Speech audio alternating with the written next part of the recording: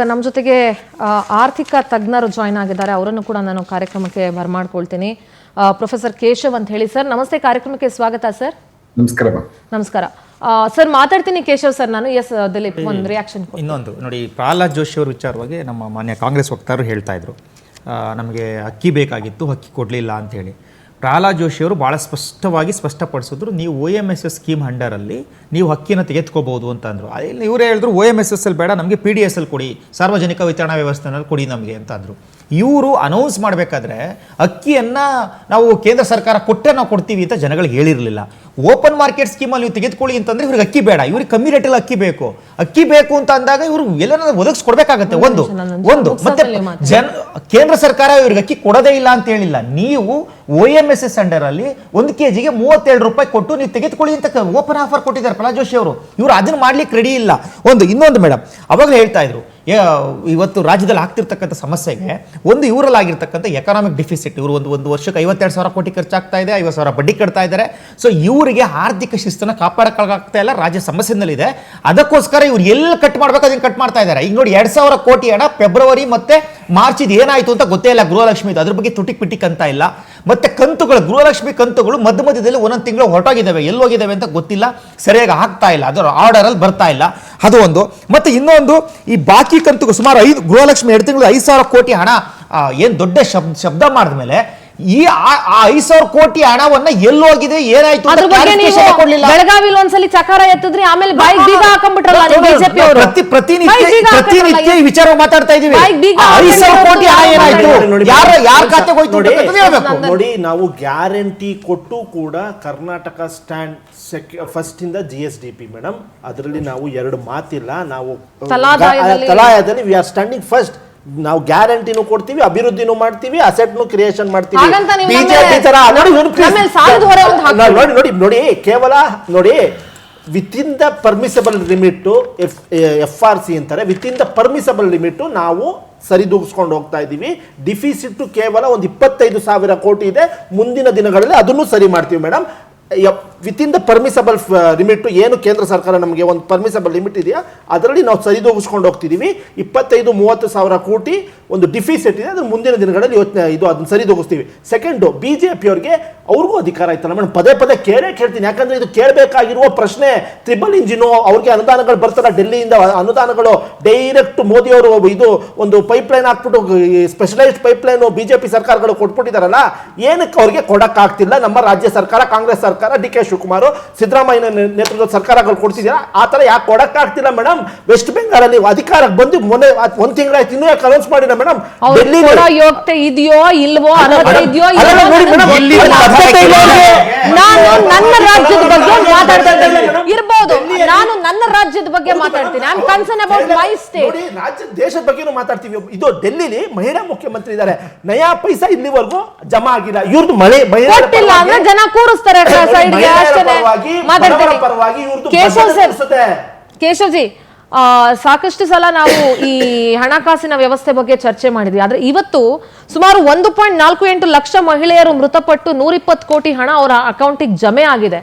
ಮತ್ತು ಈಗ DK ಶಿವಕುಮಾರ್ ಹೊಸದಾಗಿ ಘೋಷಣೆ ಮಾಡಿರುವಂತಹ ಯೋಜನೆಗಳಿಗೆ ಸುಮಾರು 3,000 ಕೋಟಿಗಳಷ್ಟು ಹಣ ಬೇಕಾಗತ್ತೆ. ಈಗ ಆಲ್ರೆಡಿ ಈ ಗ್ಯಾರಂಟಿಗಳನ್ನ ಪರಿಷ್ಕರಣೆ ಮಾಡ್ತಾ ಇರೋದೇ ಹಣವನ್ನ ಉಳಿತಾಯ ಮಾಡೋದಕ್ಕೆ.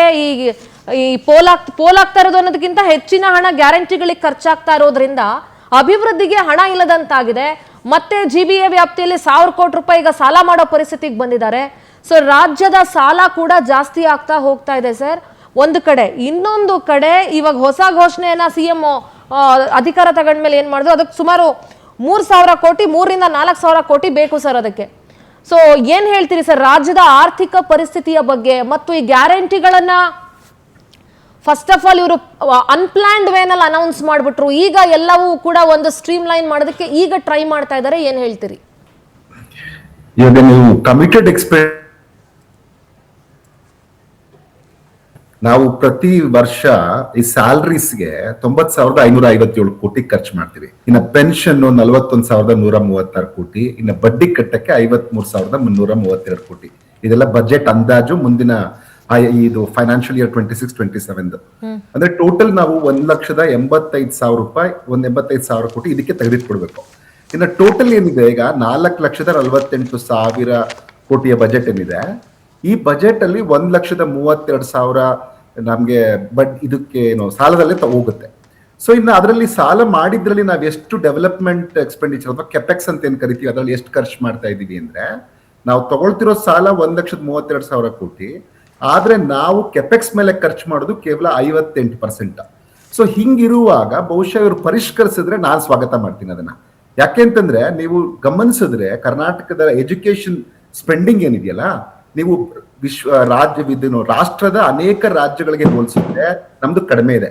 ಈಗ ನಮ್ದು ರಾಜ್ಯದ್ದು, ಈಗ ನಾನು ನೆಕ್ಸ್ಟ್ ಇಯರ್ ಫೈನಾನ್ಷಿಯಲ್ ಇಯರ್ದೇ ಹೇಳ್ತಾ ಇದ್ದೀನಿ, 26-27 ನಾವು 10.7% ಒಟ್ಟಾರೆಯಾಗಿ ಖರ್ಚು ಮಾಡ್ತಾ ಇದೀವಿ. ಟೋಟಲ್ ಎಕ್ಸ್ಪೆಂಡಿಚರ್ನ 10.7% ಅಷ್ಟು ಎಜುಕೇಶನ್ ಮೇಲೆ ಖರ್ಚು ಮಾಡ್ತೀವಿ.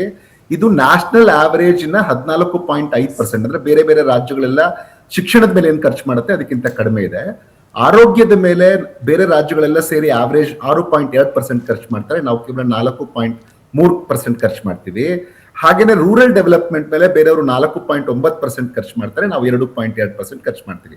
ಆದ್ರೆ ನಾವು SC/ST OBC ಮೇಲೆ, ಮೈನಾರಿಟೀಸ್ ಮೇಲೆ, ಇರಿಗೇಷನ್, ಅಗ್ರಿಕಲ್ಚರ್ ಇದರಲ್ಲಿ ಬೇರೆ ರಾಜ್ಯಗಳಿಗಿಂತ ಜಾಸ್ತಿ ಖರ್ಚು ಮಾಡ್ತೀವಿ. ಆದ್ರೆ ಶಿಕ್ಷಣ ಮತ್ತೆ ಆರೋಗ್ಯ ಕೂಡ ಮುಖ್ಯ ಆಗಿರೋದ್ರಿಂದ, ರೂರಲ್ ಡೆವಲಪ್ಮೆಂಟ್ ಮುಖ್ಯ ಆಗಿರೋದ್ರಿಂದ ಸರ್, ನನ್ನ ಲೆಕ್ಕದಲ್ಲಿ ಶಿಕ್ಷಣ ಮತ್ತು ಆರೋಗ್ಯಕ್ಕೆ ಅತಿ ಹೆಚ್ಚಿನ ಹಣವನ್ನ ವ್ಯಯಿಸಬೇಕು. ಯಾವ ರಾಜ್ಯ ಅಥವಾ ಯಾವ ದೇಶ ಶಿಕ್ಷಣ ಮತ್ತು ಆರೋಗ್ಯದಲ್ಲಿ ಸುಭದ್ರತೆಯನ್ನ ಕಂಡುಕೊಳ್ಳುತ್ತೋ ಆ ರಾಜ್ಯಗಳು, ಆ ದೇಶಗಳು ಸುಭಿಕ್ಷವಾಗಿರುತ್ತೆ ಸರ್. ಖಂಡಿತ. ಅದಕ್ಕೆ ಆ ಪಾಯಿಂಟ್ ನಾನು ಡೇಟಾ ಯಾಕೆ ಕೊಟ್ಟೆ ಅಂದ್ರೆ ಅದೇ ಕಾರಣಕ್ಕಾಗಿ ನಾನು ಡೇಟಾ ಕೊಟ್ಟೆ. ಮತ್ತೆ ನೀವು ಗಮನಿಸಿದ್ರೆ ಈವನ್ ನೀತಿ ಆಯೋಗ್ ಕೊಡುವಂತ ಮಲ್ಟಿ ಡೈಮೆನ್ಷನಲ್ ಪಾವರ್ಟಿ ಇಂಡೆಕ್ಸ್ ಅಲ್ಲಿ ಕೂಡ ಕರ್ನಾಟಕದಲ್ಲಿ ಬಡತನದ ಅಂಕಿಅಂಶವನ್ನ ಕೊಡುತ್ತೆ. ಕೇವಲ 5.67% ಕರ್ನಾಟಕದಲ್ಲಿ ಮಲ್ಟಿ ಡೈಮೆನ್ಷನಲ್ ಪಾವರ್ಟಿಯಲ್ಲಿ ಬಡವರು ಅಂತ ಹೇಳುತ್ತೆ. ಅಂದ್ರೆ 38.3 ಲಕ್ಷ. ಯಾಕೆ ಬೆನಿಫಿಷರೀಸ್ ನ ಇವರು 1.2 ಕೋಟಿ ಅಷ್ಟು ಜನಕ್ಕೆ ಕೊಡ್ತಾ ಇದ್ದಾರೆ, 1.28 ಕೋಟಿ ಜನಕ್ಕೆ ಕೊಡ್ತಾ ಇದ್ದಾರೆ ಅನ್ನೋಂಥದ್ದು ನನ್ಗೆ ಇನ್ನೂ ಅರ್ಥ ಆಗಿಲ್ಲ. ಆದ್ರೆ ಇದು ಹೈ ಟೈಮ್ ನನ್ನ ಪ್ರಕಾರ. ಇವಾಗಾದ್ರೂ ರಾಜ್ಯದ ಹಿತವನ್ನ ಬಯಸಿ ಇವರು ಹೆಚ್ಚು ಹಣವನ್ನ ಕೆಪೆಕ್ಸ್ ಮೇಲೆ, ಅಂದ್ರೆ ಕ್ಯಾಪಿಟಲ್ ಎಕ್ಸ್ಪೆಂಡಿಚರ್ ಮೇಲೆ ಖರ್ಚು ಮಾಡ್ಲಿ, ಇನ್ಫ್ರಾಸ್ಟ್ರಕ್ಚರ್ ನ ಇಂಪ್ರೂವ್ ಮಾಡೋದ್ರ ಮೇಲೆ ಖರ್ಚು ಮಾಡ್ಲಿ. ಅದರ ಜೊತೆಗೆ ನೋಡಿ, ಎಸ್ಪೆಷಲಿ ಈ ಗೃಹಲಕ್ಷ್ಮಿ ಇದೆಯಲ್ಲ, ಗೃಹಲಕ್ಷ್ಮಿಗೆ ನಾವು ಖರ್ಚು ಮಾಡ್ತಾ ಇರೋದು ಸ್ಕೀಮ್ ಒಳ್ಳೇದಲ್ವಾ? ಸ್ಕೀಮ್ ಖಂಡಿತ 5 ಸ್ಕೀಮ್ಗೂ ಒಳ್ಳೇದೇ. ಆದ್ರೆ ನಮ್ಮ ಹತ್ರ ಅಷ್ಟು ದುಡ್ಡು ಇದ್ರೆ ಖಂಡಿತವಾಗಿಯೂ ಕೊಡ್ಬೋದು. ಆದ್ರೆ ಇವಾಗ ನಮ್ಮ ಹತ್ರ 55.78% ಟೋಟಲ್ ನಮ್ದು ಗ್ಯಾರಂಟಿ ಸ್ಕೀಮ್ಗೆ ಏನ್ ಕೊಡ್ತಾ ಇದೀವಿ, ಅದರಲ್ಲಿ 55.78% ಬರೀ ಗೃಹಲಕ್ಷ್ಮಿಗೆ ಹೋಗ್ತಾ ಇದೆ, 28,608 ಕೋಟಿ. ಇದನ್ನ ಒಂದ್ ಸ್ವಲ್ಪ ಫೈನ್ ಟ್ಯೂನ್ ಮಾಡ್ಕೊಂಡ್ರೆ ಸರ್, ಈಗ ಇದರ ಜೊತೆಗೆ ಈ ಗ್ಯಾರಂಟಿಗಳ ಜೊತೆಗೆ DK ಶಿವಕುಮಾರ್ ಘೋಷಣೆ ಮಾಡಿರುವಂತ ಈ 6 ಹೊಸ ಇದಕ್ಕೋಸ್ಕರ 6 ಹೊಸ ಯೋಜನೆಗಳಿಗೆ ದುಡ್ಡನ್ನ ಹೊಂದಿಸ್ಬೇಕಾದಂತ ಅನಿವಾರ್ಯ ಇದೆ. ಅದೊಂದು 3,000-4,000 ಕೋಟಿ ರೂಪಾಯಿ ತಲೆ ಮೇಲೆ ಹೆಂಗೆ ಸರ್ ಬ್ಯಾಲೆನ್ಸ್ ಮಾಡೋದು? ಅದಕ್ಕೆ ಇವಾಗ ಏನ್ ಮಾಡ್ಬೋದು ಇವಾಗ ಅಂತಂದ್ರೆ, ನಾನು ಅವಾಗ್ಲೇ ಹೇಳ್ತಾ ಇದ್ದೆ, ನೀತಿ ಆಯೋಗದ ಕ್ರೈಟೀರಿಯಾ ಪ್ರಕಾರನೇ ಇವರು ಕರೆಕ್ಟ್ ಆಗಿ BPL ಕಾರ್ಡ್ ಹೋಲ್ಡರ್ಸ್ ನ ಗುರುತಿಸಿ, ಕರ್ನಾಟಕದಲ್ಲೂ ಒಂದಿದೆ, ಗವರ್ಮೆಂಟ್ ಎಂಪ್ಲಾಯೀಸ್ ಕೊಡಲ್ಲ, ಪೆನ್ಷನರ್ಸ್ ಕೊಡಲ್ಲ, ಅವ್ರದ್ದು ಇನ್ಕಮ್ 1.2 lakhs ಗಿಂತ ಕಡಿಮೆ ಇರಬೇಕು, ಈ ತರದ್ದು ಲ್ಯಾಂಡ್ ಓನರ್ಶಿಪ್ ಎಷ್ಟಿರ್ಬೇಕು, 3 ಹೆಕ್ಟೇರ್ ಗಿಂತ ಕಡಿಮೆ ಇರಬೇಕು, ಪ್ರಾಪರ್ಟಿ ಸೈಜ್ ಎಷ್ಟಿರ್ಬೇಕು, ವೆಹಿಕಲ್ಸ್ 4-wheeler ಇರಬಾರ್ದು, ಈ ತರದ್ದೆಲ್ಲ ಇದೆ. ಈ ತರದನ್ನ ಅಟ್ಲೀಸ್ಟ್ ಸೀರಿಯಸ್ ಆಗಿ ತಗೊಂಡು ಮಾಡಿದ್ರೆ, ಮತ್ತೆ ನೋಡಿ ಗೃಹಲಕ್ಷ್ಮಿನ ಯಾಕೆ ಎಲ್ಲರಿಗೂ ಕೊಡ್ಬೇಕು, ಯಾರು ಅತಿ ಬಡವರು ಇರ್ತಾರೆ ಅವ್ರಿಗೆ ಕೊಡ್ಬೋದು. ಆಮೇಲೆ ಏನ್ ಮಾಡ್ಬೋದು, ಪ್ರತಿಯೊಂದು ಇನ್ಕಮ್ ಟ್ಯಾಕ್ಸ್ ಪೇಯರ್ಸ್ ನ, ಗವರ್ಮೆಂಟ್ ಎಂಪ್ಲಾಯೀಸ್ ನ, ಲಾರ್ಜ್ ಪ್ರಾಪರ್ಟಿ ಇರೋರ್ನ ಇವರೆಲ್ಲ ತೆಗಿಬೇಕು, ಹಂತವಾಗಿ ತೆಗಿತಾ ಹೋಗ್ಬೇಕು. ಅವಾಗ ಮಾತ್ರ ಇದು ಕರೆಕ್ಟ್ ಆಗತ್ತೆ. ಅವಾಗ ನಾವು ಇದರಲ್ಲಿ ಸಾಕಷ್ಟು ಹಣವನ್ನ ಉಳಿಸಬಹುದು. ಹಾಗೆ ಈ ಗೃಹ ಜ್ಯೋತಿನೂ ಅಷ್ಟೇ, ಫ್ರೀ ಪವರ್ BPL ಮಾತ್ರ ಕೊಡಿ, ಯಾಕೆ ಎಲ್ಲರಿಗೂ ಕೊಡ್ತೀರಾ? ಇಲ್ಲಾದ್ರೂ 100-150 ಯೂನಿಟ್ ಒಳಗಡೆ ಕಡಿಮೆ ಮಾಡಿ, ಸಬ್ಸಿಡಿಯನ್ನ ಕಡಿಮೆ ಮಾಡ್ತಾ ಹೋದಷ್ಟು ಜನಕ್ಕೆ, ಮತ್ತೆ ಇದ್ರ ಬದಲು ನಾವು ಕೆಲಸ ಉದ್ಯೋಗವನ್ನ ಸೃಷ್ಟಿ ಮಾಡೋಣ. ಇನ್ಫ್ರಾಸ್ಟ್ರಕ್ಚರ್ ನ ಡೆವಲಪ್ ಮಾಡ್ತಾ ಇದ್ರೆ ಕೆಲಸ ಸೃಷ್ಟಿ ಆಗತ್ತೆ. ಕೆಲಸ ಸೃಷ್ಟಿ ಆದ್ರೆ ಜನ ಅವ್ರಿಗೆ ಏನ್ ಬೇಕೋ ಅದು ತಗೊಳ್ತಾರೆ. ಅದು ಬಿಟ್ಟು ನಾವು ಅವ್ರಿಗೆ ಇಂಥದೇ ತಗೊಳ್ಳಿ ಅಂತ, ಅದು ನಮ್ಗೆ ಈ ತರ ನಾವು 5 ಕೊಡ್ತಿದೀವಿ, 5ರಲ್ಲೇ ನೀವು ಉಪಯೋಗಿಸ್ಕೊಳ್ಬೇಕು ಅನ್ನೋ ಬದಲು ಅವ್ರಿಗೆ ನಾವು ಕೆಲಸ ಕೊಡ್ತೀವಿ. ಸರ್, ಈಗ 4 ಲಕ್ಷ ಗೃಹಲಕ್ಷ್ಮಿ ಕಡಿತ ಆದ್ರೆ ಸರ್ 80 ಕೋಟಿ ರೂಪಾಯಿ ತಿಂಗಳಿಗೆ ಉಳಿತಾಯ ಆಗತ್ತೆ ಅನ್ನೋ ಒಂದು ಲೆಕ್ಕಾಚಾರ ಸಿಕ್ಕಿದೆ ಸರ್.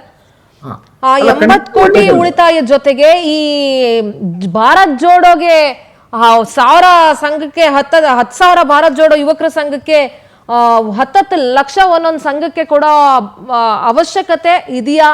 ಅದಕ್ಕೆ ದುಡ್ಡನ್ನ ಹೊಂದಿಸಬಹುದಾ? ಅದೇ ನಾನು ಹೇಳ್ತಿರೋದು, ಇದನ್ನ ಯಾವ್ದಕ್ಕೆ ನೆಸೆಸಿಟಿ ಇದೆ. ನಾವಿವಾಗ ಒಂದೊಂದೇ ಸ್ಕೀಮ್ ಮಾತಾಡ್ತೇವಲ್ಲ, ಗೃಹ ಜ್ಯೋತಿ, ಹಾಗೇನೆ ನಾವು ಏನ್ ಶಕ್ತಿ ಸ್ಕೀಮ್ ಕೊಡ್ತಾ ಇದ್ದೀವಿ ಅದನ್ನು ನಾವು ಕೇವಲ ಈಗ ಸ್ಟೂಡೆಂಟ್ಸ್ ಕೊಟ್ಟಿದ್ದಾರೆ. ಈಗ ಮತ್ತೆ ಮನೆ ಎಲ್ಲರಿಗೂ ಫ್ರೀ ಸ್ಟೂಡೆಂಟ್ಸ್ ಕೊಡಿ, ಅದು ಅಗತ್ಯ ಇದೆ ಕೂಡ. ಸ್ಟೂಡೆಂಟ್ಸ್ ಎಲ್ಲರೂ ಇರ್ರೆಸ್ಪೆಕ್ಟಿವ್ ಆಫ್ ದಿ ಬಾಯ್ಸ್ ಆ ಗರ್ಲ್ಸ್ ಅಂದ್ಬಿಟ್ಟು ಎಲ್ಲರೂ ಕೊಡ್ತಾ ಇದ್ರ ಕೊಡಿ. ಆದ್ರೆ ಸೀನಿಯರ್ ಸಿಟಿಸನ್ಸ್ ಕೊಡ್ಬೋದು. ಇನ್ನು ಮಿಕ್ಕಿದ್ದು ಯಾರಿಗೋ ಲೋ ಇನ್ಕಮ್ ಗ್ರೂಪ್ ಮೇಲೆ ಕೊಡಿ.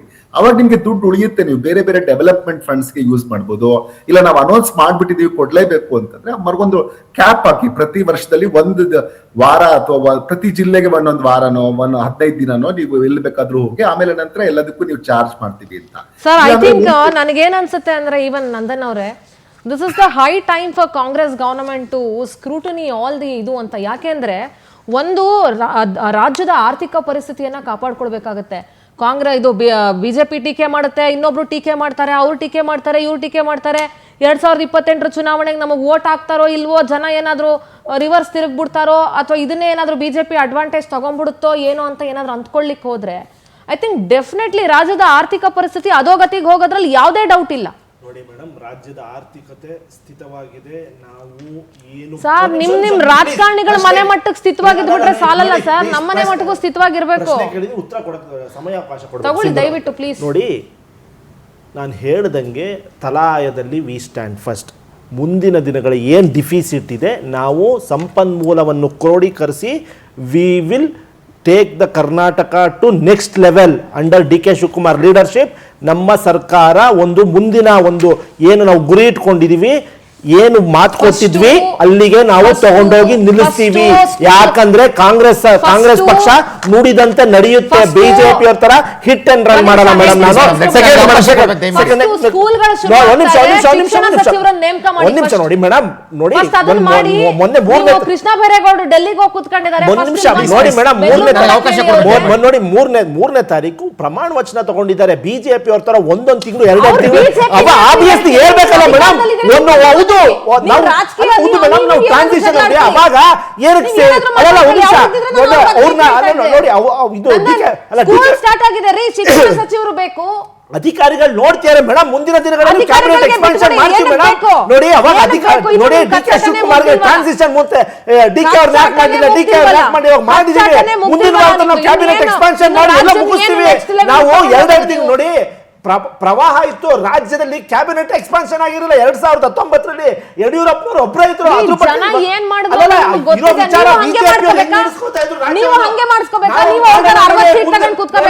ನಾವು ಮುಂದಿನ ವಾರದಲ್ಲಿ ಮಾಡಿ ಮುಗಿಸ್ತೀವಿ. ಬಿಜೆಪಿಯವರು 2 ತಿಂಗಳು ಕ್ಯಾಬಿನೆಟ್ ಇಂದ ರಾಜ್ಯದಲ್ಲಿ ಇದ್ರು. ನಾವು ಆತರ ಮಾಡಿದೀವ. ಇದು 15 ದಿವಸ ತಗೊಂಡ್ರು. ಉತ್ತರ ಪ್ರದೇಶ, ಆಸಾಮ್, ಬೇರೆ ಬೇರೆ ಕಡೆ ಒಂದು ಸಿಎಂ ಅನೌನ್ಸ್ ಮಾಡಕ್ಕೆ. ಆರ್ಥಿಕ ಶಿಸ್ತಿನ ಬಗ್ಗೆ ಮಾತನಾಡಿದ್ರು, ಫಿಸಿಕಲ್ ಡಿಫಿಸಿಟ್ ಬಗ್ಗೆ ಮಾತಾಡಿದ್ರು. 2023-24 68,508 ಕೋಟಿ ಫಿಸಿಕಲ್ ಡಿಫಿಸಿಟ್, 24-25 85,000 ಕೋಟಿ, 26-27 97,000 ಕೋಟಿ ಫಿಸಿಕಲ್ ಡಿಫಿಸಿಟ್ ಅಲ್ಲಿ ಇದೆ.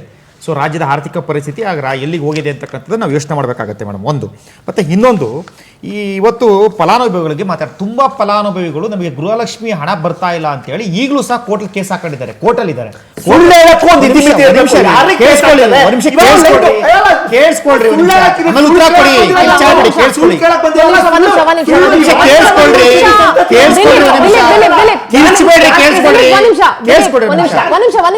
ದಿಲೀಪ್, ಇನ್ನೂ ಕೆಲವು ಹಣ ಹೋಗಿಲ್ಲ, ಜನ ಕಂಪ್ಲೇಂಟ್ ಮಾಡ್ತಿದ್ದಾರೆ, ಅದನ್ನ ನಾನು ಒಪ್ಕೊಳ್ತೀನಿ. ಬಟ್ ಕೋರ್ಟ್ ಅಲ್ಲಿ ಇದೆ ಅನ್ನುವಾಗ ನೀವು ದಾಖಲೆ ಇಡಬೇಕು. ನೀವು ದಾಖಲೆ ಇಡಬೇಕಾಗುತ್ತೆ. ನೀವು ದಾಖಲೆ ಇಡಬೇಕಾಗುತ್ತೆ. ನೀವು ದಾಖಲೆ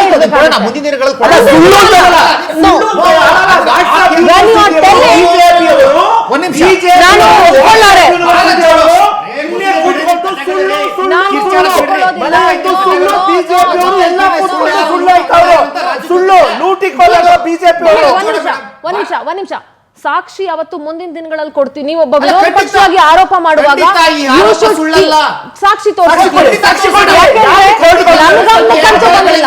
ಒಬ್ಬ ಮಾಧ್ಯಮದೊಳಗೆ ನನ್ನ ಗಮನಕ್ಕೆ ಬಂದಿಲ್ಲ. ಅಲ್ಲ, ನನ್ನ ಗಮನಕ್ಕೆ ಬಂದಿಲ್ಲ. ಇಲ್ಲ, ಒಂದು ನಾನು ಹೇಳ್ತೀನಿ, ಹಣ ಸರಿಯಾಗಿ ಜಮೆ ಆಗಿಲ್ಲ ಅಂತ ನಮ್ ಸಂಸ್ಥೆಗೂ ಕಾಲ್ ಮಾಡಿ ಕೆಲವ್ರು ಮಾತಾಡಿರೋದಿದೆ. ನಾನು ಇಲ್ಲ ಅಂತ ಹೇಳ್ತಿಲ್ಲ, ಅಥವಾ ಹಣನ ಇವ್ರು ಕರೆಕ್ಟ್ ಆಗಿ ಜಮೆ ಮಾಡ್ತಾ ಇದ್ದಾರೆ ಅಂತ ನಾನು ಹೇಳಲ್ಲ. ಆದ್ರೆ ಕೋರ್ಟಿಗೆ ಹೋಗಿದ್ದಾರೆ ಅನ್ನೋದಿದೆಯಲ್ಲ, ನೀವು ದಾಖಲೆ ತೋರಿಸಬೇಕಾಗುತ್ತೆ. ಹಾಗಾದ್ರೆ ಕಾನೂನಾತ್ಮಕವಾಗಿ ಹೋಗ್ತಾರೆ. ಅಲ್ಲರಿ, ನಾನು ಒಂದು ಮಾತು ಹೇಳ್ತೀನಿ, ತಿಂಗಳಿಗೆ ಇವ್ರು ಕೊಡೋ 2,000 ರೂಪಾಯಿಗೆ 20,000 ರೂಪಾಯಿ 2 ಲಕ್ಷ ಖರ್ಚು ಮಾಡ್ಕೊಂಡು ಕೆಲವ್ರಿಗೆ 2,000 ದೊಡ್ಡದೇ ಆಗಿರುತ್ತೆ, ಅದೇ ಸಣ್ಣ ಪುಟ್ಟ ಅಮೌಂಟ್ ಎಲ್ಲ ಕೆಲವರಿಗೆ ಪಾಪ ಬಡವರಿಗೆ ದೊಡ್ಡದೇ ಆಗಿರುತ್ತೆ. ರೀ ನಾನು ಅದನ್ನೇ ಹೇಳ್ತಾ ಇದ್ದೀನಿ. Yes. ಅವ್ರ ಬಡವರಿಗೆ ಹೇಳ್ತಾ ಇರೋದು. ನಾನು ಬಡವರು ಹೇಳ್ತಾ- 2,000 ರೂಪಾಯಲ್ಲಿ ಜೀವನ ಮಾಡೋರು 20,000 ರೂಪಾಯಿ ನೋಡಿ, 2 ಲಕ್ಷ ರೂಪಾಯಿ ಕೋರ್ಟ್ ಅಂತಂದ್ರೆ ಕಾನೂನಾತ್ಮಕವಾಗಿ ಹೋಗಿದ್ದಾರೆ ಅಂತಕ್ಕಂಥದ್ದು ನಾನು ಹೇಳ್ತಾ ಅದು ಕೋರ್ಟೇ. ಎಸ್ ಅಂಡ್ ಮತ್ತೆ ಇನ್ನೊಂದು ಭಾರತ್ ಜೋಡೋ ಹೇಳ್ತಾ ಇದ್ರಲ್ಲ ಮೇಡಮ್, ಭಾರತ್ ಜೋಡೋ ಸ್ಕೀಮ್ ನಿಮಿಷ ಕೇಳಿಸ್ಕೊಳ್ಳಿ, ಕೇಳಿಸ್ಕೊಡ್ರಿ. ಭಾರತ್ ಜೋಡೋದು ಹೇಳ್ತಾ ಇದ್ರು ಮೇಡಮ್. ಭಾರತ್ ಜೋಡೋ ಅಂತಕ್ಕಂಥ ಒಂದು ಸ್ಕೀಮ್ ಅನ್ನು ತೆಗೆದುಕೊಂಡು ಬಂದಿದ್ದಾರಲ್ಲ, ಪ್ರತಿ ಪಂಚಾಯಿತಿ ಮಟ್ಟದಲ್ಲಿ 300 ಜನ ಕಾರ್ಯಕರ್ತರುಗಳನ್ನ ಸೇರಿಸ್ಕೊಂಡು ಜನರನ್ನ ಸೇರಿಸ್ಕೊಂಡು ಒಂದು ಸ್ಕೀಮ್ ಅದಕ್ಕೆ ನಂದು ವಿರೋಧ ಇದೆ. 10 ಲಕ್ಷ ರೂಪಾಯಿ ಅವ್ರಿಗೆ ಕೊಟ್ಬಿಡದಂತೆ.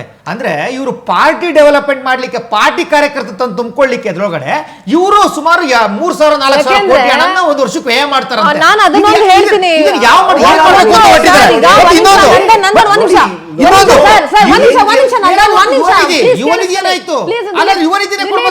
ಕೇಳಿಸ್ಕೊಳ್ಳಿ.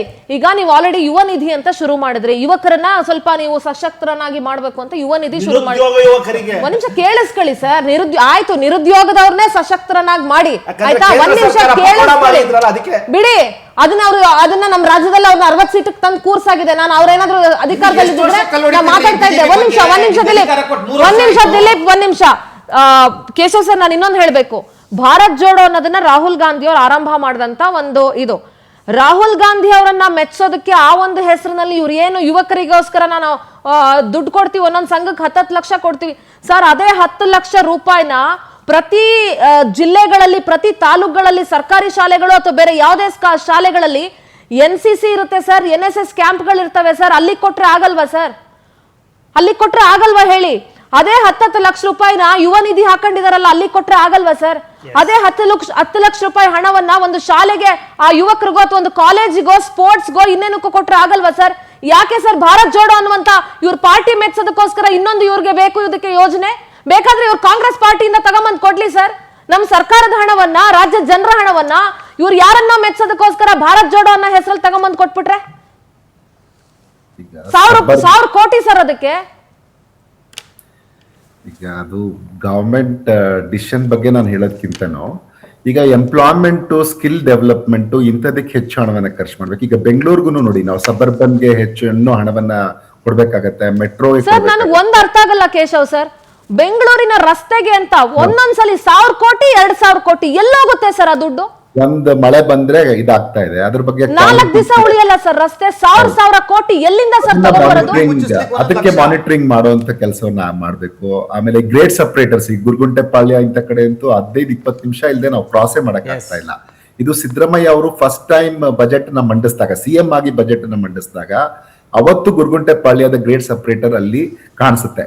ಅನಂತರ 3ನೇ ಸರಿ CM ಆಗಿ ಅವರು ಪ್ರೆಸೆಂಟ್ ಮಾಡಿದಾಗ, ಅಂದ್ರೆ 3ನೇ ವರ್ಷ CM ಆಗಿ, ಅವಾಗ ಮತ್ತೆ ಬಜೆಟ್ ಅಲ್ಲಿ ಕಾಣುತ್ತೆ. ಅನಂತರ ಅದರದ ಕುರು ಕಾಣಿಸ್ತಾ ಇಲ್ಲ. ಈ ತರದ್ದು ತುಂಬಾ ಅಗತ್ಯವಾದ, ಯಾಕಂದ್ರೆ ಗುರುಗುಂಟೆಪಾಳ್ಯ ಬಹುಶಃ ಕರ್ನಾಟಕದ ಒಂದು 18ರಿಂದ 20 ಜಿಲ್ಲೆ.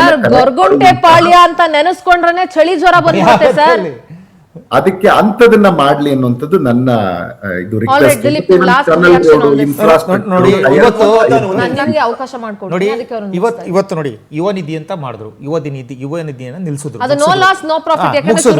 ಮುಗಿಸಿದ್ರು. ಮತ್ತೆ ಒಂದ್ ನಿಮಿಷ ಆಮೇಲೆ ಇನ್ನೊಂದು ಗೃಹ ಜ್ಯೋತಿ ಅಂತ ಮಾಡಿದ್ರು. ಅದಕ್ಕೆ ಟ್ಯಾರಿಫ್ಸ್ ಗಳನ್ನ ಹಾಕಿದ್ರು. 200 ಯೂನಿಟ್ ಅಂತ ಹೇಳ್ದಂತವ್ರು ಈಗ ಏನ್ ಮಾಡ್ತಿದ್ದಾರೆ ಮೇಡಮ್? ಯಾರೋ ಒಬ್ಬ 50 ಯೂನಿಟ್ ಯೂಸ್ ಮಾಡ್ತಾ ಇದ್ದ, ಅದಾದ್ಮೇಲೆ ಮನೆಗೆ ಏನೋ ಟಿವಿ ತಂದ, ಮತ್ತೊಂದು ಪ್ರೈಸ್ ಮಾಡಿದ್ರು. ಯೂನಿಟ್ ಪ್ರೈಸ್ 2 ಸಲ ಜಾಸ್ತಿ ಮಾಡಿದ್ರು, 2 ಸಲ ಜಾಸ್ತಿ ಮಾಡಿದ್ರು. ಇವತ್ತು ಮೊದಲು 100 ರೂಪಾಯಿ ಬರ್ತಾ ಇದ್ದು, ಇವ್ರು ಫ್ರೀ ಕೊಡೋದಕ್ಕಿಂತ ಮುಂಚೆ ಇವತ್ತು 200 ರೂಪಾಯಿ ಬರ್ತಾ ಇದೆ. ಅವರಿಗೆ ಜನಗಳಿಗೆ ಲಾಸೇ ಆಗ್ತಾ ಇದೆ. ಮತ್ತೆ ಇನ್ನೊಂದು ಶಕ್ತಿ ಯೋಜನೆ ಕತೆ ಏನಾಗಿದೆ ಅಂತ ಗೊತ್ತಿದೆ. ಸಂಬಳ ಕೊಡಕ್ಕಾಗ್ತಾ ಇಲ್ಲ, ಮತ್ತೊಂದು ಇಷ್ಟೆಲ್ಲ ಸಮಸ್ಯೆ ಆಗಿ ಕುತ್ಕೊಂಡಿದೆ. ಇದರಿಂದ ನಾವು ಯಾವತ್ತು ಗ್ಯಾರಂಟಿ ವಿರೋಧಿಗಳಲ್ಲ. ಕೇಂದ್ರ ಸರ್ಕಾರನೂ ಸಹ ಗ್ಯಾರಂಟಿ ಅಂತ ಹೆಸರಿಟ್ಟಿಲ್ಲ, ಯೋಜನೆಗಳನ್ನ ಕೊಡ್ತಾ ಇದೆ. ನಾವು 5 kg ಅಕ್ಕಿ ಕೊಡ್ತಾ ಇದೀವಿ, ಹೆಸರಿಟ್ಟಿಲ್ಲ ಅಷ್ಟೇ. ನಾವು ಯೋಜನೆಗಳು ಕೊಡ್ತಾ ಇದೀವಿ. ನಾವು ಕೃಷಿ ಸಮ್ಮಾನ ಯೋಜನೆ ರೈತರಿಗೆ 6,000 ರೂಪಾಯಿ ಅಕೌಂಟ್ ಹಾಕ್ತಾ ಇದೀವಿ. ನಾವು ಆಯುಷ್ಮಾನ್ ಕಾರ್ಡ್ ಅನ್ನ ಕೊಟ್ಟಿದೀವಿ, ನಾವು ಸಹ ಜನೌಷಧಿ ಕೇಂದ್ರ ಕೊಟ್ಟಿದೀವಿ. ಆದ್ರೆ ನಾವು ಗ್ಯಾರಂಟಿ ವಿರೋಧಿ ಅಲ್ಲ. ನೀವು ಯೋಜನೆ ಕೊಡಬೇಡಿ ಅಂತ ಹೇಳ್ತಾ ಇಲ್ಲ. ಅದು ರಾಜ್ಯದ ಅಭಿವೃದ್ಧಿಗೆ ಮಾರಕ ಆಗ್ಬಾರ್ದು, ಕ್ಯಾಪೆಸ್ಗೆ ಮಾರಕ ಆಗ್ಬಾರ್ದು. ರಾಜ್ಯದ ಅಭಿವೃದ್ಧಿಯನ್ನ ಮಾಡಬೇಕು, ರಾಜ್ಯದ ಆರ್ಥಿಕತೆಯನ್ನು ಹಾಳು ಮಾಡಬಾರ್ದು. ಗ್ಯಾರಂಟಿ ಬಗ್ಗೆ ಇವರು ಮಾತನಾಡುವ ಅವಶ್ಯಕತೆ ಇಲ್ಲ. BJPಯವರಿಗೆ ನೈತಿಕತೆ ಇಲ್ಲ. ಅವರದೇ ಪಕ್ಷದ ಆಳ್ವಿಕೆ ಇರುವ ರಾಜ್ಯಗಳಲ್ಲಿ ಒಂದು ಕಂತನ್ನು ಹಾಕಿ ಮುಂದಿನ ಕಂತನ್ನು ನಿಲ್ಲಿಸ್ಬಿಟ್ಟಿದ್ದಾರೆ. ನಾವು ಗ್ಯಾರಂಟಿನೂ ಕೊಡ್ತೀವಿ, ಒಂದು ಆಸೆಟ್ ಕ್ರಿಯೇಷನ್ನು ಮಾಡ್ತೀವಿ, ಒಂದು ಸರ್ವರಿಗೂ ಸಮಬಾಳು ಸರ್ವರಿಗೂ ಸಮಪಾಲು ಅಂತ ಒಂದು ರಾಜ್ಯ ಸರ್ಕಾರವನ್ನು ಡಿ ಕೆ ಶಿವಕುಮಾರ್ ಅವರು ನೇತೃತ್ವದಲ್ಲಿ ಮುಂದಿನ ದಿನಗಳಲ್ಲಿ ನಾವು ಏನು ಆಶ್ವಾಸನೆ ಕೊಟ್ಟಿದ್ದೀವಿ ಅದನ್ನ ಈಡೇರಿಸ್ಕೊಂಡು ಹೋಗ್ತೀವಿ. ಬಿಜೆಪಿ ಅವ್ರ ತರ ಡೊಂಗಿತನ ನಾವು ಮಾಡಲ್ಲ madam. Alright, thank you so much ಎಲ್ರಿಗೂ ಚರ್ಚೆಯಲ್ಲಿ ಭಾಗಿಯಾಗಿದ್ದಕ್ಕೆ. ನಾನು 2 ವಿಚಾರಗಳನ್ನ ವೀಕ್ಷಕರು ಇವತ್ತು ಬಹಳ ಗಟ್ಟಿಯಾಗಿ ಹೇಳ್ಬೇಕು ಅನ್ಕೊಂಡಿದ್ದೀನಿ. ಒಂದು, ಈ ಗ್ಯಾರಂಟಿ ಕೊಡ್ತಾರೆ, ಸರ್ಕಾರ 2,000 ರೂಪಾಯಿ ಕೊಡುತ್ತೆ, ಅನ್ನಭಾಗ್ಯ ಕೊಡ್ತಾರೆ, ಅದ್ರಲ್ಲಿ ಏನೋ ಇಂದಿರಾ ಕಿಟ್ ಕೊಡ್ತಾರಂತೆ, ಅಥವಾ ಅದಿಲ್ಲ ಅಂತಂದ್ರೆ 135 ರೂಪಾಯಿ ದುಡ್ಡು ಕೊಡ್ತಾರಂತೆ. ನೋಡ್ರಿ, ಆ 135 ರೂಪಾಯಲ್ಲಿ ನಾವು ದುಡ್ಡನ್ನು ತಿನ್ನಕ್ಕೂ ಆಗಲ್ಲ, ಹಸುವಾದ್ರೆ ಅನ್ನನೇ ತಿನ್ಬೇಕು. ಅವ್ರು ಕೊಡೋ ದುಡ್ಡಲ್ಲಿ ಇವತ್ತಿನ ಬೆಲೆ ಏರಿಕೆ ಆಗಿರೋದ್ರಿಂದ ನಾವು ಏನೇನ್ ತಗೊಳ್ಬೋದು, ಏನೇನ್ ತಗೊಳಕ್ಕಾಗಲ್ಲ ಅನ್ನೋದು ನಿಮಗೆ ಗೊತ್ತಿದೆ. ಈ ಯೋಜನೆಗಳನ್ನ ನಂಬಿ ನಿಮ್ಮ ಜೀವನವನ್ನ ಹಾಳು ಮಾಡ್ಕೊಳ್ಳೋದನ್ನ ಬಿಟ್ಟು ದಯವಿಟ್ಟು ನಿಮ್ಮ ದುಡಿಮೆ ಮೇಲೆ ನಿಮ್ಗೆ ಗಮನ ಇರಲಿ. ಹಾಳಾದಾಗ ಯಾರು ಬರಲ್ಲ. ನೀವು ಆ 2,000 ರೂಪಾಯಿನೋ ಆ ಯಾವುದೋ ಯೋಜನೆ ಕೊಟ್ರೆ ಈಸ್ಕೊಳ್ಳಿ, ಕೊಡಲಿ. ಈಗ ನೋಡಿ, ಈ ರೀತಿ ಅಧ್ವಾನಗಳು, ಮೃತರ ಅಕೌಂಟಿಗೆ ದುಡ್ಡು ಹೋಗಿದೆ. 120 ಕೋಟಿ ಕೊಟ್ಟಿರೋರು ಕೂಡ ಈ ರಾಜ್ಯದ ಜನರೇನೆ. ಆ 120 ಕೋಟಿಗೆ ಲೆಕ್ಕ ಬೇಡವೇನ್ರಿ? ಇಂಥ ಸಾವಿರಾರು ಕೋಟಿ ಹಣ ಲೂಟಿ ಆಗ್ತಾ ಇದೆ, ಹೋಗ್ತಾ ಇದೆ. ಸೊ ಇದೆಲ್ಲದರ ಬಗ್ಗೆ ಗಮನ ಹರಿಸಿ ನಿಮ್ಮ ಬದುಕುಗಳನ್ನ ಹೇಗೆ ಸರಿ ಮಾಡ್ಕೊಳ್ಬೇಕು ಅನ್ನೋದನ್ನ ಯೋಚನೆ ಮಾಡಿ. ಮತ್ತು ಈ ಹಲವಾರು ಯೋಜನೆಗಳಿದೆಯಲ್ಲ, ಈ ಯೋಜನೆಗಳು ಎಷ್ಟರ ಮಟ್ಟಿಗೆ ಎಷ್ಟು ಜನರ ಕೈ ಹಿಡಿದಿದೆ, ಕೆಲವರು ಕೈ ಹಿಡಿದಿರ್ಬೋದು, ಕೆಲವರು ಕೈ ಹಿಡಿದೇ ಇರ್ಬೋದು. ಆದ್ರೆ ಅದನ್ನೇ ನಂಬಿ ಕೂರೋದಕ್ಕಿಂತ ದುಡಿದು ತಿನ್ನುವುದನ್ನ ನೀವು ಅಭ್ಯಾಸ ಮಾಡ್ಕೊಳ್ಳಿ ಅಂತ ಹೇಳ್ತಾ, ಅದರ ಜೊತೆಗೆ ಕಾಂಗ್ರೆಸ್ ಸರ್ಕಾರಕ್ಕೆ ಒಂದು ಕಿವಿ ಮಾತು, ಇಟ್ ಇಸ್ ಹೈ ಟೈಮ್. 3 ವರ್ಷ ಆಗಿದೆ, ಇಲ್ಲಿವರೆಗೂ ಎಷ್ಟೋ ಹಣ ಲೂಟಿ ಆಗಿ ಹೋಗಿದೆ. ದಯವಿಟ್ಟು ಈಗ್ಲಾದ್ರೂ ಪರಿಷ್ಕರಣೆ ಮಾಡೋದಿದ್ರೆ, ಯಾರಿಗೆ ನಿಜವಾಗ್ಲೂ ಯೋಜನೆಗಳ ಅವಶ್ಯಕತೆ ಇದೆಯೋ, ಯಾರು ನಿಜವಾಗ್ಲೂ ಇದರ ಫಲಾನುಭವಿಗಳಾಗಬೇಕು ಅಂತ ಅನ್ಕೊಂಡಿದಾರೋ ಅಂಥವರಿಗೆ ಯೋಜನೆಗಳನ್ನ ತಲುಪಿಸಿ. ಇವತ್ತು ಎಷ್ಟೋ ಜನ ಆಟೋ ಡ್ರೈವರ್ಗಳ ಕುಟುಂಬ ಕಣ್ಣೀರಲ್ಲಿ ಕೈ ತೊಳಿತಾ ಇದೆ, ಎಷ್ಟೋ ಜನ ಅಂಗನವಾಡಿ ಕಾರ್ಯಕರ್ತೆಯರ ಕುಟುಂಬಗಳ ಕಣ್ಣೀರಲ್ಲಿ ಕೈ ತೊಳಿತಾ ಇದೆ. ಸಾರಿಗೆ ಇಲಾಖೆಯವರಿಗೆ ಸಂಬಳ ಸರಿಯಾಗಿ ಕೊಡ್ತಾ ಇಲ್ಲ. ನೀವು ಜನಗಳನ್ನ ಹಾಳು ಮಾಡೋದಲ್ಲದೆ ಸರ್ಕಾರಕ್ಕೋಸ್ಕರ, ನಿಮ್ಮ ಇಲಾಖೆಗಳಿಗೋಸ್ಕರ ಹಗಲು ರಾತ್ರಿ ಕೆಲಸ ಮಾಡುವಂತ ಸಿಬ್ಬಂದಿಯ ಹೊಟ್ಟೆ ಉರಿಸಬೇಡಿ ಅಂತ ಹೇಳ್ತಾ, ಸರಿಯಾದ ನಿಟ್ಟಿನಲ್ಲಿ ಕರ್ನಾಟಕ ರಾಜ್ಯವನ್ನ ತೆಗೆದುಕೊಂಡು ಹೋಗುವಂತ ದೊಡ್ಡ ಜವಾಬ್ದಾರಿ ಸನ್ಮಾನ್ಯ ಡಿ ಕೆ ಶಿವಕುಮಾರ್ ಅವರ ಮೇಲಿದೆ. ನೋಡೋಣ ಸರ್ಕಾರ ಯಾವ ನಿಟ್ಟಿನಲ್ಲಿ ಕೆಲಸವನ್ನ ಮುಂದುವರಿಸುತ್ತೆ ಅಂತ ಹೇಳಿ. ನೋಡ್ತಾ ಇರಿ ಪವರ್ ಟಿವಿ, ಇದು ನಿಮ್ಮ ಶಕ್ತಿ.